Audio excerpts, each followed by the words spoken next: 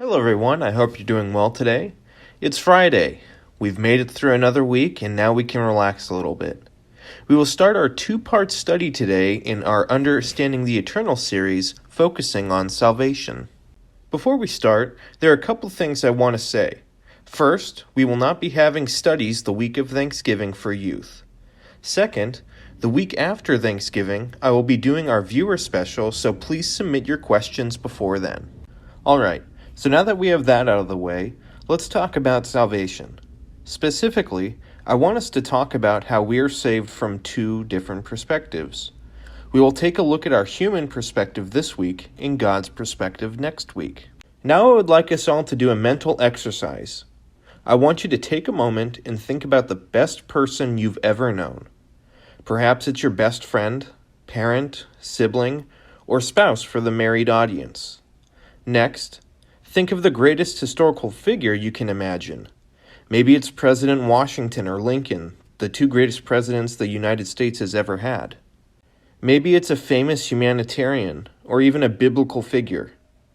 Now that you have those in your mind, I have a tough truth to share. No one can earn salvation. It's tough because through our eyes, we can see someone do good deeds, but it gets them no closer to being saved. From this, we can ask the question of how then are we saved?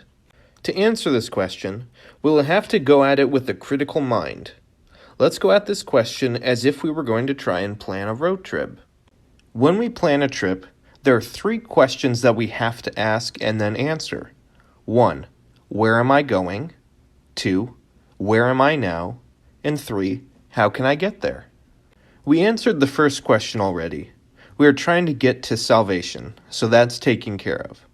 Now, let's look at where we are now, and Romans 5:10 gives us a good idea.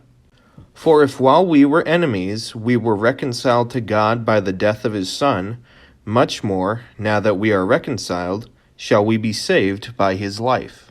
To break it down further, before we are saved, called reconciled in the verse, we are God's enemies. But how can we be enemies of God if we're still a good person? It's here where we see our hopeless position. We are enemies with God because we sin. No matter how much good we do, if we mess up just one time, the wage of that sin is death. God does not tolerate sin because it's not in his nature. When we sin, what we are essentially saying is that our way is the right way and put ourselves above God. That's why God hates sin, because it's in direct opposition to him, making us enemies and therefore against God.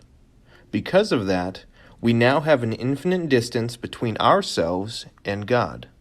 So right now, our trip is not looking good. We see now that we are enemies and infinitely far away from where we want to be.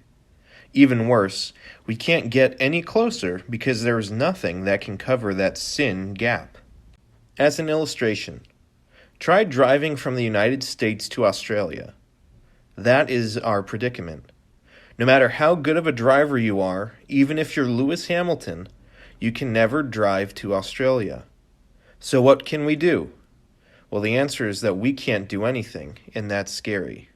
But as to the answer as how we can get to salvation, what it took was not what we could do to get closer to God, but what God did to get closer to us. Jesus built the bridge for us to cross over. All we have to do is cross it. There is no other bridge, only the one that Christ built for us. Thank you all for listening today. I hope you learned something new. We'll continue our study next week while looking at God's perspective.